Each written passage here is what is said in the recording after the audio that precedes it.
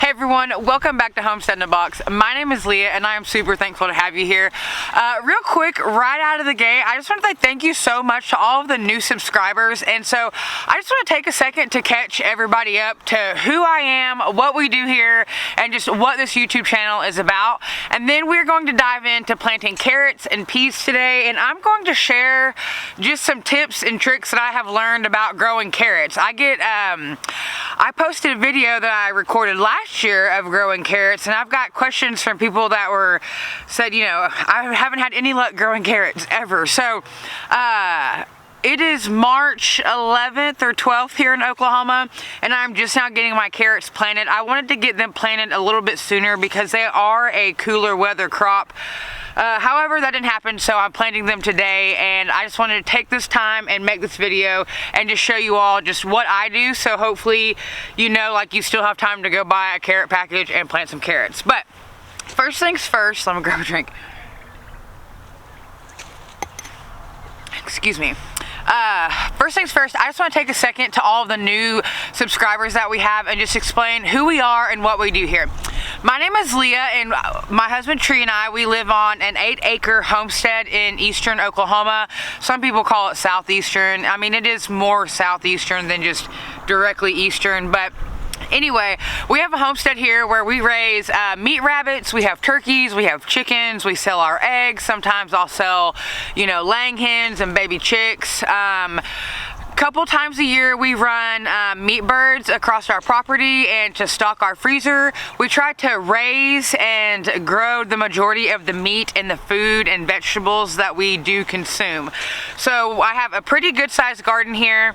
My long-term goal for just our homestead in general is just to create its own ecosystem by using as many permaculture practices as possible, meaning like planting a lot of perennials, things like that. I am just in the beginning stages of it, so I am not experienced in all of it. I am not a 5th or 6th year generation gardener, homesteader, farmer, or anything like that. We are strictly learning as we go. I utilize this as much as possible, this telephone thing that's attached to us at all times. If I have a question and I can't find it somewhere, I will Google it, you know. I read a lot of books about gardening, and recently I've been reading a lot of books about soil health, so I'm kind of a nerd when it comes to soil right now. Which is one of the most important things that you can be concerned about in your garden.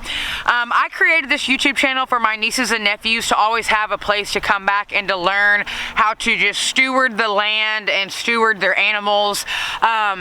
Just that way they can learn that if they ever wanted to in their future. And then all of you have decided to come and join along that journey with me. So thank you so much for being here. I am grateful for each and every one of you who are here, and for all of the ones who have been supporting me from day one. Thank you from the bottom of my heart. I am so grateful for all of you. But let's get into today's video because I'm really excited to plant these carrots and mainly just get this video out there so everybody else can just go get their carrots planted. So come with me and let's get started. So a couple things that you should know about carrots is carrots like loamy soil, meaning well-draining soil. I love seeing worms in the soil. That you have well-draining soil. If you have like some rocks and stuff in your soil, that's okay. You might just have a little bit of a more deformed carrot. I don't think my carrots last year were actually pretty interesting. So carrots are super tiny seeds and they wash out easily. So depending on what you're growing in, just kind of make sure, you know, that they're not going to get washed out. And if they do get washed out, they get washed out to somewhere where you can still plant carrots and it'll be okay. So the variety of carrots that I have that I'm planting today are this Nante Supreme. I don't know if you can see that. There we go.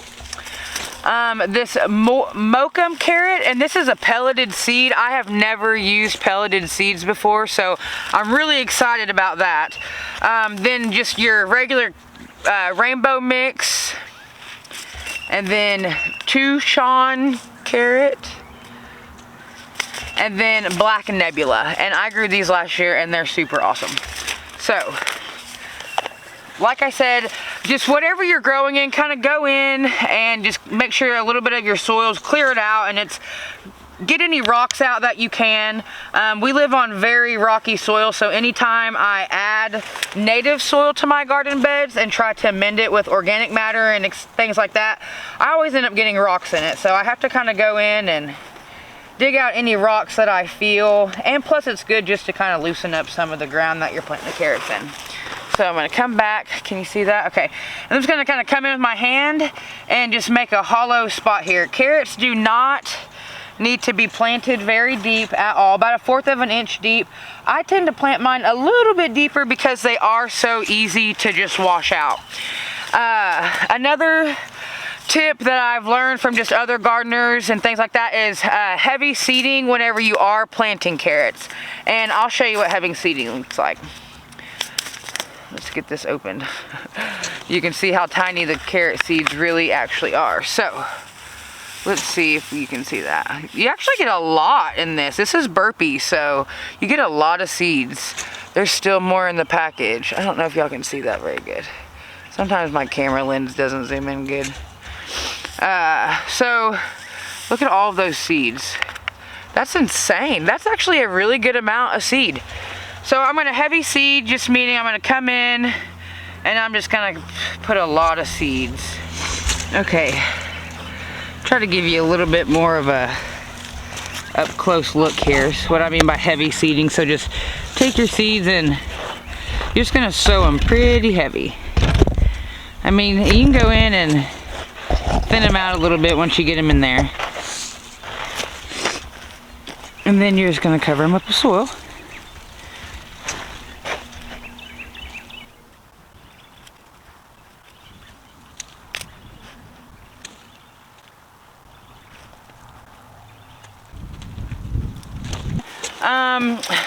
I would say I go probably like 10 inches between, and I have so many of those seeds left, which I'm really surprised. So I'm just going to sow the same variety of carrot over here as what I already did, and I'm just kind of, like I said, just making sure there's no rocks or anything like that in there for my own sake. And then it's kind of windy, so I'm having to be careful. But again, just heavy seed. And then another thing you want to keep in mind about carrots is you want to try to keep the growing medium in moist, you know, and that just means your soil. You want to keep your soil moist, and the carrots, there are so many carrot seeds in this package. I'm so surprised. I'm going to have to do a third row.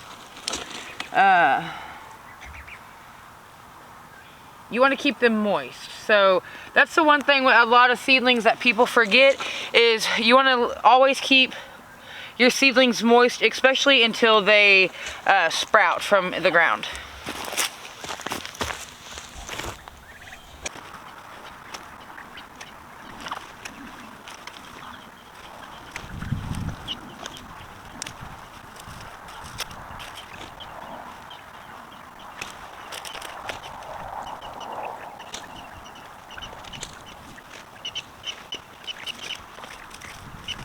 So now I have these pelleted seeds left. I'm just gonna top off the end of this bed and I'm gonna go the opposite direction. That way I know from here, that direction, I have nothing but carrots. And I'm gonna put a couple of started pea plants over there. And you can do that because a carrot is a root crop. So the carrots, the fruit of the carrot is growing underground, okay? To where like a pea, the peas grow above ground, but their root system is underground. So planting my peas next to my carrots, like the worst case scenario is like my root from my peas may go wrap around some of my carrots or something, and it'll just make your carrot not, you know, like a perfect carrot. But other than that, it's not gonna hurt it. And you can do that with several crops, like the crops that grow underground, like beets grow underground, you know, turnips, radishes, things like that. Like I currently have my radishes planted with my kale because my radishes grow underground, you know, and my kale leaves grow above ground. So I really love these. I know that's totally sidetracked. Oops, I dropped one. but it's kind of like intercropping is what they call it. Well, several people have different definitions for intercropping, but I love these pelleted seeds. I got these from Not Hill Farms. I think I always get it. I call them Not Hill or Not Hole. I always get them mixed up. But they are a local farm here, and they sell seeds and things. So I have that row planted there. And a good thing, one thing I love about seeds is I was able to plant all of those others. So now I still have all of these pelleted seeds left and some black nebulas just to add back to my seed collection. Your seeds stay good for, gosh, forever, really. I'm not gonna say forever, but for a really long time, as long as they're stored in proper conditions, and everybody has different ways to store them.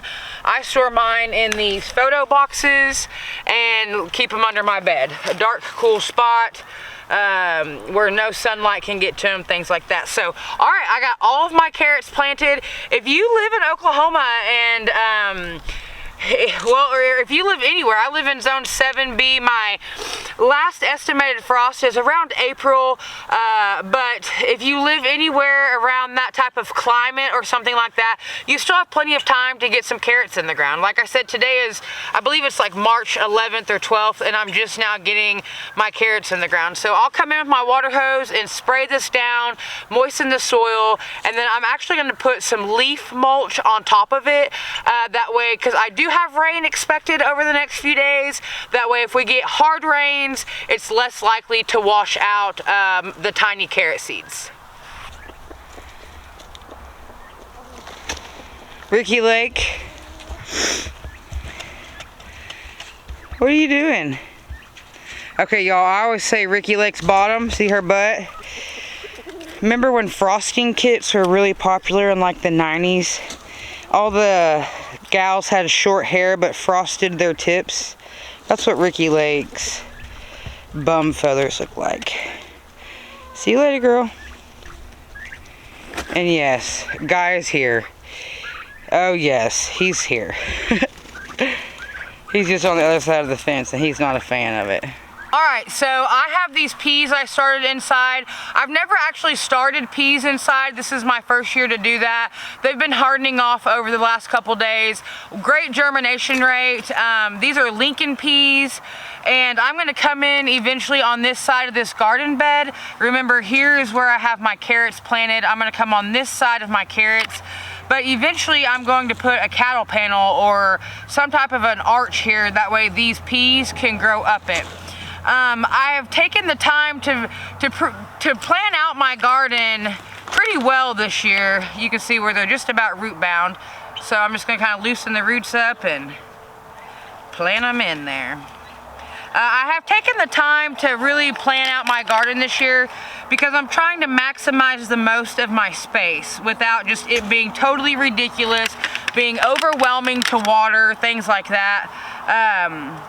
So I've tried to use like as many square foot gardening techniques as possible because I do have plenty of organic matter to feed my plants. I make that rabbit compost tea, things like that. So that all helps to be able to have, you know, to be able to feed your plants. You need something to be able to feed your plants. So we are going to see how these peas do here. And we'll just leave this little stick here. And, oh, those are Laxton peas. They are not Lincoln peas. These ones are Laxton peas. Alright, as promised, you can see my cabbages are getting pretty decent size. My onion are kind of hard to see unless you just zoom in, but they're doing great. You can start to see at the base of them, kind of like little, bigger onions starting to form for sure. Cabbage is looking awesome. Let's see.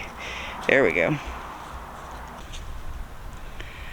All of my head lettuce is looking good. You can see where I took leaves and covered it. We do have some cooler temps coming next week, I believe.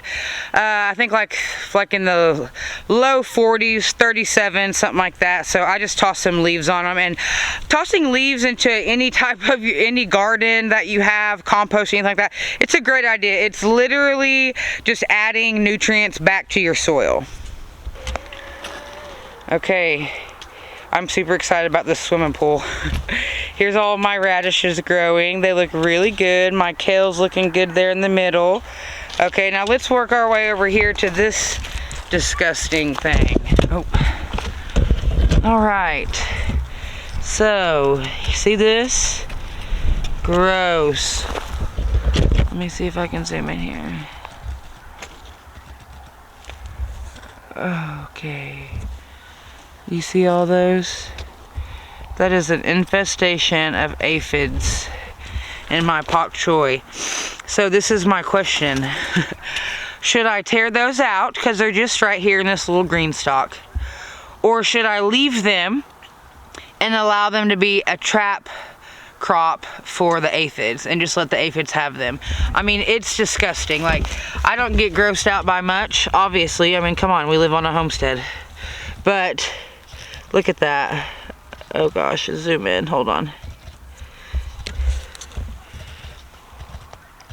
Do you see that? Oh, that is all aphids. It grosses me out. And I know it shouldn't, but I have never experienced that. I never experienced aphids like that on anything I had here last year. So I'm really unsure why there's so many on those. I did bring these plants from outside. I did not grow these myself. And I've checked everything else and nothing else has aphids on them.